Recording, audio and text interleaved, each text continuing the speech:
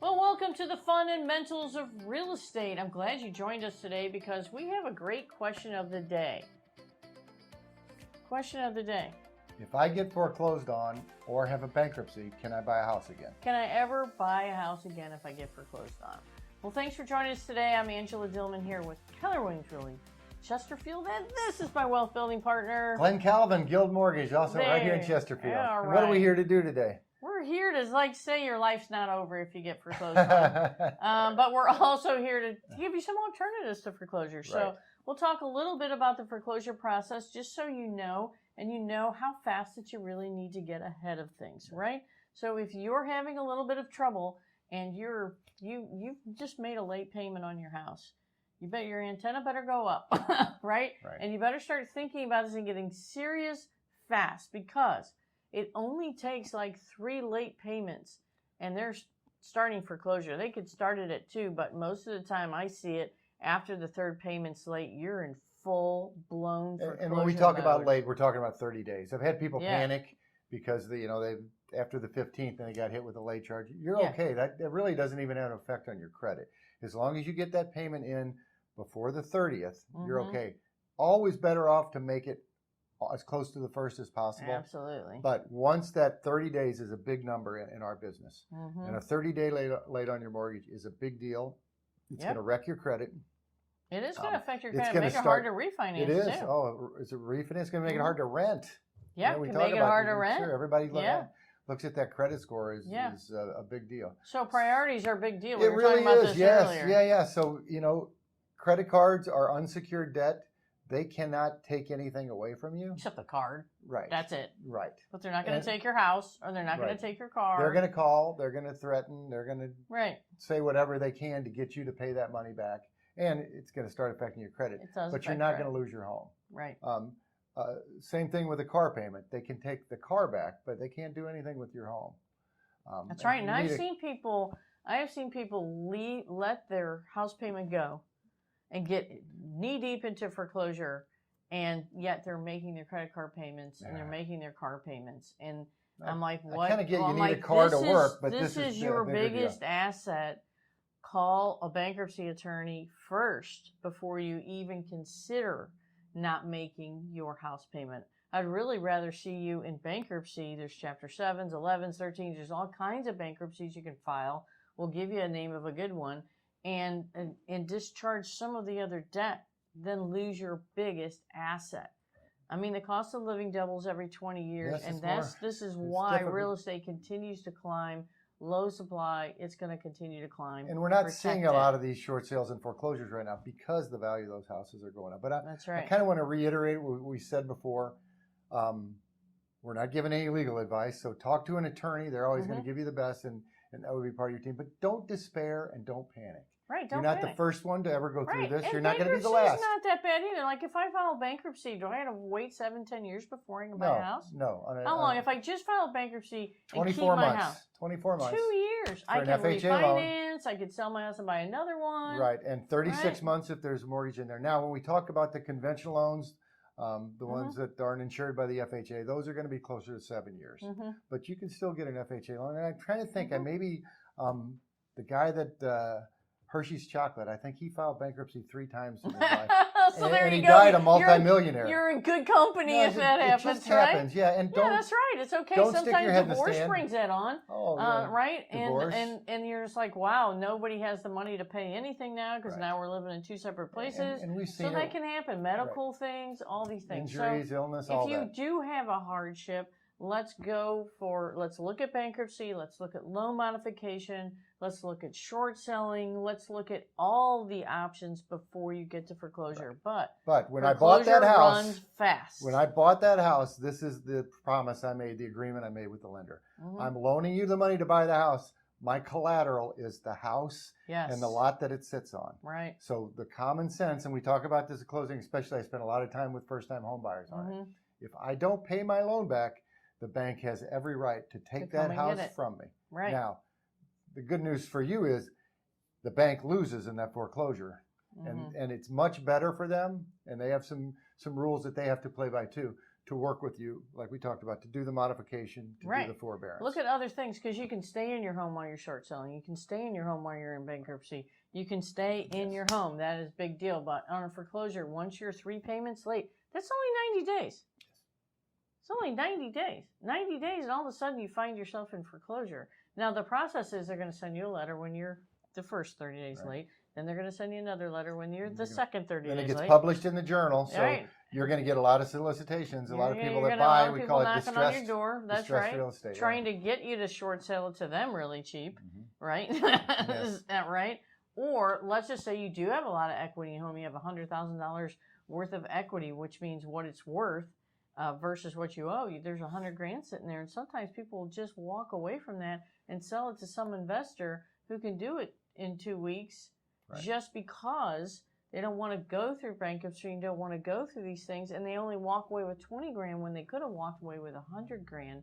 So your very first phone call should be A, to the lender to see options are, B, to a good attorney, real estate and bankruptcy, 3, to a real estate agent who knows what they're doing and knows the value of their house, can say, look, we could put this on at the rate things are selling now, sell it very quickly, and you walk away with a whole lot more money. So please look at your options. But when we are looking at a foreclosure, questions are, how bad is this going to hurt my credit? It's going to hurt your credit bad. Right. And it makes it hard to rent, by Right. the way. Like, you can't even rent if you have a foreclosure on.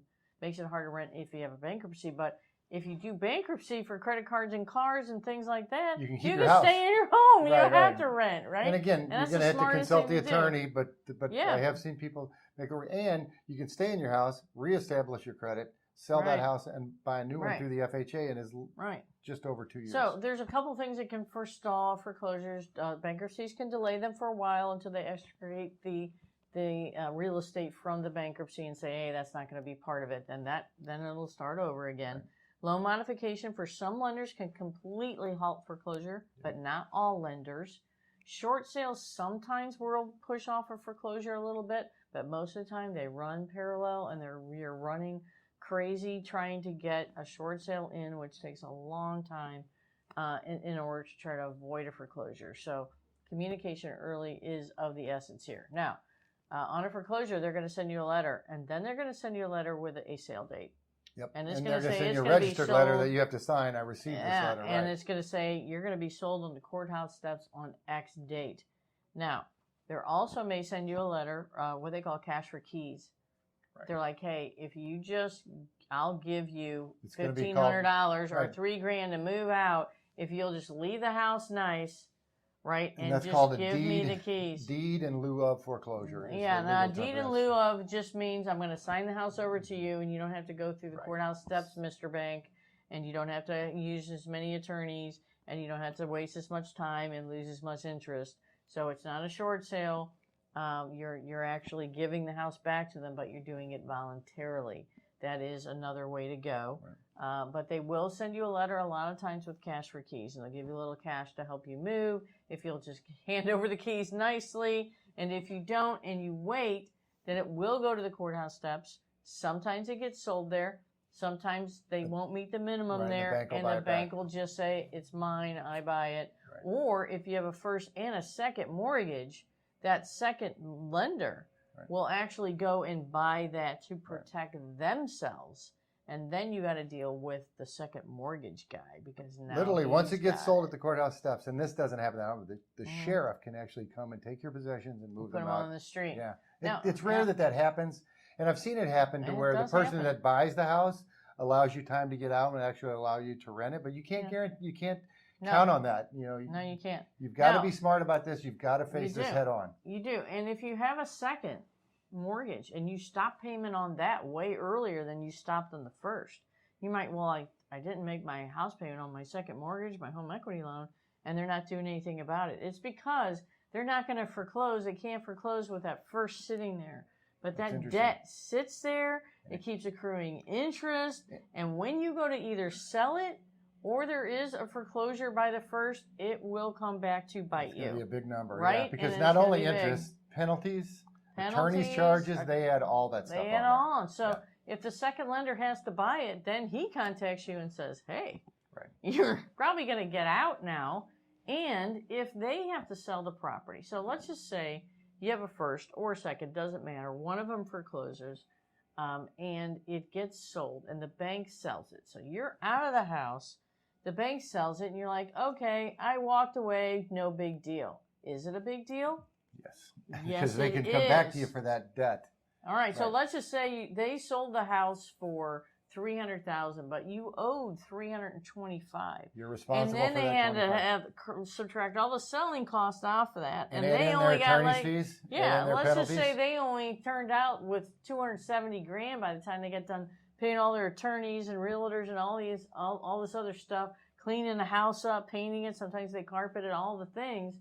And now you've got this $55,000 gap. Most what of the you time, owed and what the bank put in their pocket. most of the time, when it goes that far, the bankruptcy is going to file or go.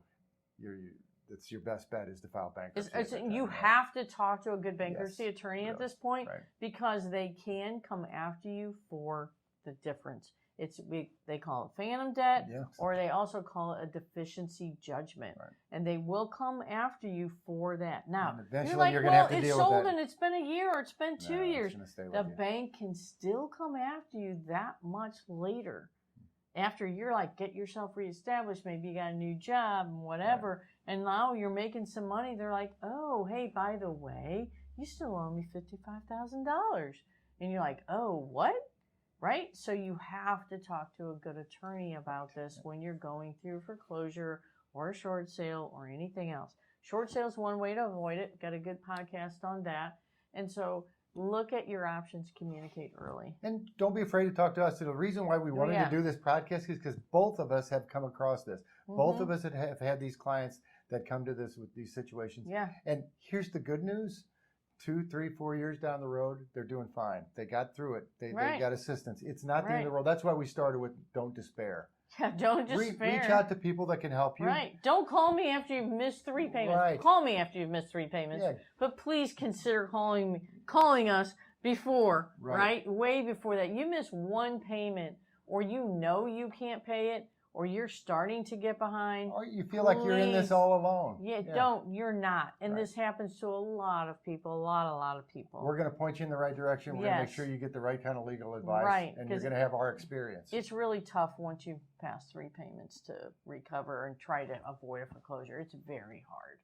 All right, so just so you know, I know it was a lot of mental today, and you wanted to have some fun. Yeah, so we'll but go the to fun fun next here week. is that you really can recover quite quickly. It's not the end of the world. It's not the end of the world.